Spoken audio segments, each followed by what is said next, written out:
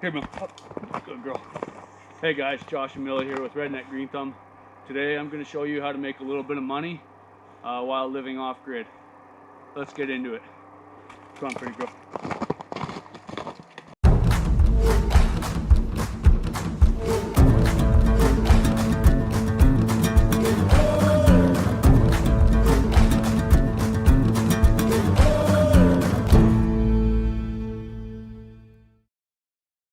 Alright, so here we have a big dead standing, it's like a poplar, I think it is, aspen. So I'm going to try and fell it somewhere over there, try not to hit the truck. If I have to, I'll bring it down this side and we'll buck it up and get it in the truck. Watch out, Millie, go lay down.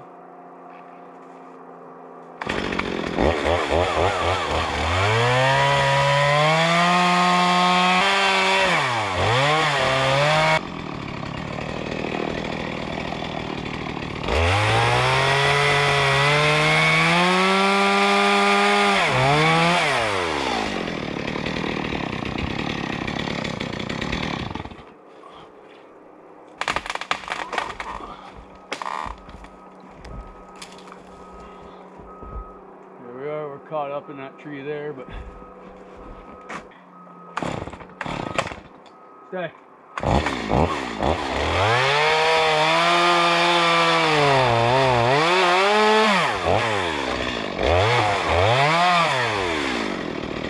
Whenever you're cutting firewood, make sure you always be aware of what could be falling off the top of the tree, because widowmakers, when you're cutting a tree, the top of the tree could break off and come down and spear you. It could kill you dead, so make sure you watch for that. Alright, it's caught up in this other dead tree, so I'm going to cut it down too.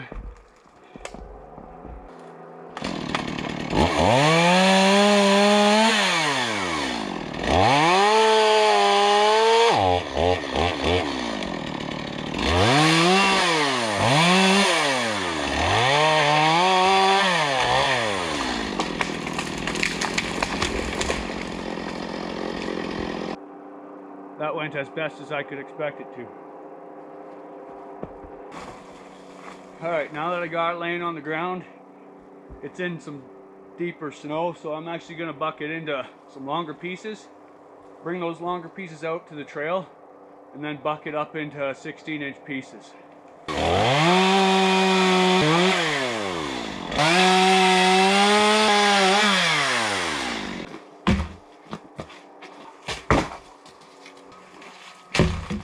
Now, truthfully, I'm handling this wood way more than I should be. Should only just handle it once or twice before it gets into the truck.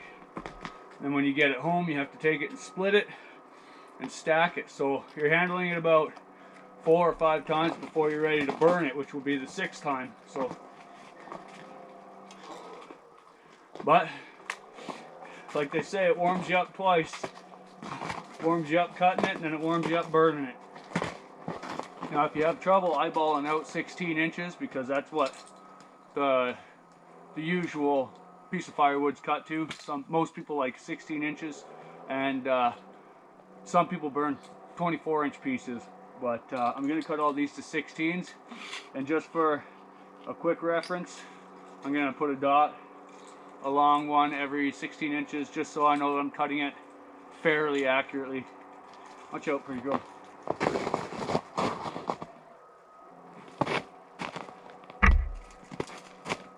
Alright, try not to put your chain into the dirt. The snow and ice, it's okay. It's not going to hurt it too bad, but don't dig holes with your saw. Okay, get down. And PPE. Wear safety glasses, kids.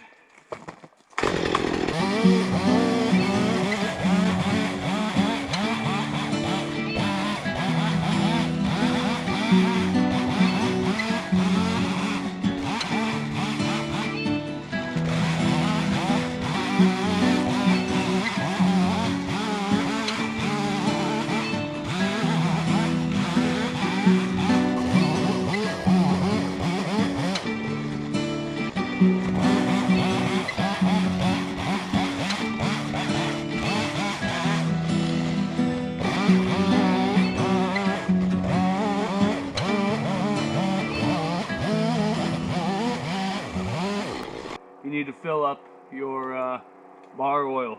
Lubricate your chain so it doesn't heat up and dull out.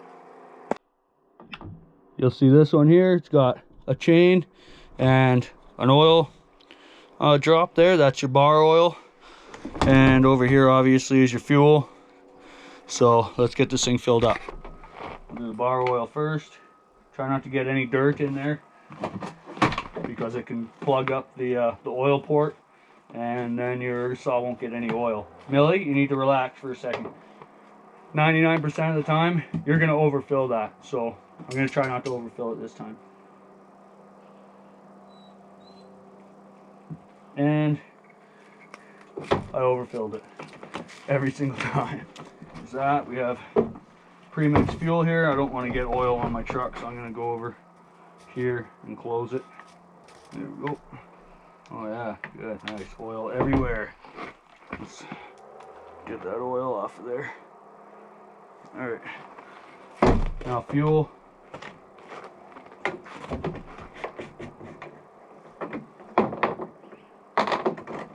If the can was low enough, I wouldn't use the spout, but whoa, got sawdust everywhere. And again, try not to get any dirt or sawdust or anything in your fuel either.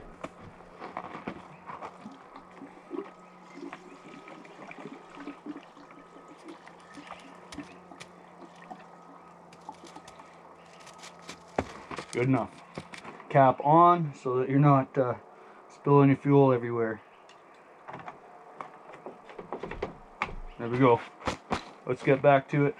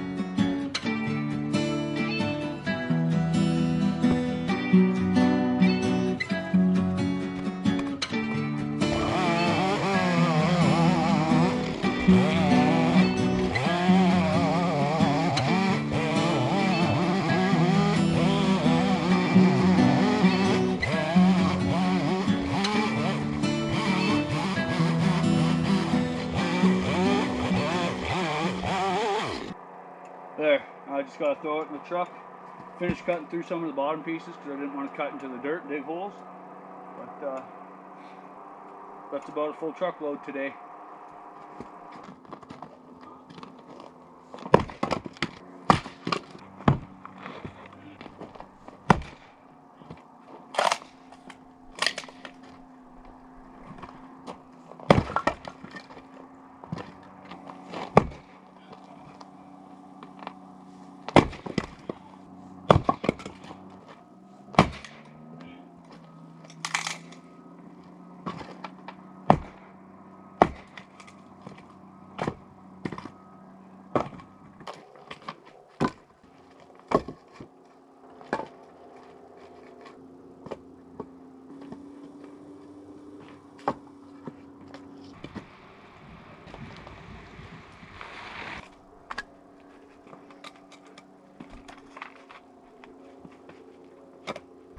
So one full cord of wood consists of 3 16-inch rows, making it 4 feet wide. It's got to be 4 feet tall and 8 feet long. So 4 by 4 by 8 is one full cord. A face cord is just one of these 16-inch wide rows at, again, 4 feet tall, 16 inches wide, and 8 feet long. And a half cord would be if they were cut at 24 inches, then you'd only have 2 rows, so then they'd be a half cord each.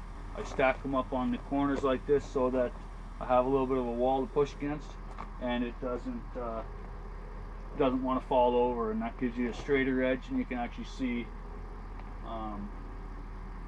that you have a full cord. You're not going too far over, not too far under. Usually I stack it a little bit over 4 feet, and all my pieces are actually longer than 16 inches. They're about between 16 and 18 inches, so it's more than a cord anyways. A full cord of wood should sell for anywhere around $300 to $500. So considering the amount of effort you put into it, it's actually quite a bit of work. That's how you make money on firewood. Another way to make money on a farmstead or off-grid is livestock. Quail, they produce eggs, they produce meat, they produce chicks, and a whole lot of manure. So just like anything else, the hardest thing about making money off-grid or off the homestead is advertising, getting your name out there. You have to let people know what you have. So I have manure, eggs, meat, and chicks. The same goes with chickens. They produce all the same thing. Goats, they produce a lot of manure, which is really good for the garden, so market that. They produce kids, so you can grow out the kids, butcher them, put them in a freezer, or sell them. You can make money off of that. You just have to think outside the box sometimes. Another way to make money off grid or off the farmstead is fixing stuff for people. If you're good with your hands and you're mechanically inclined, then let people know, and that can help bring in a little bit of cash.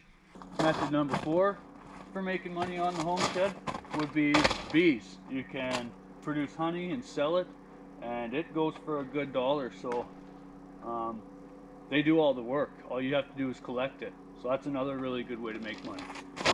Buy yourself a cheap greenhouse. This greenhouse I think was $240 online, and you can grow produce. You can save yourself some money by growing all your food.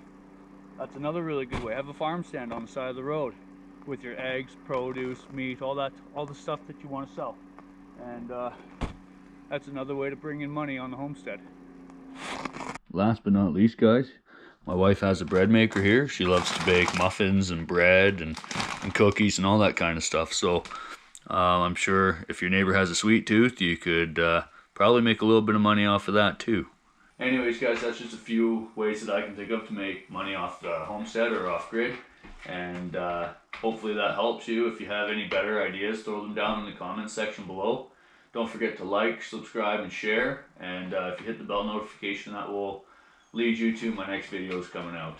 I'm tired. That firewood today definitely killed my shoulders, but I'm gonna go and go to sleep. So thanks for watching. God bless and stay safe out there.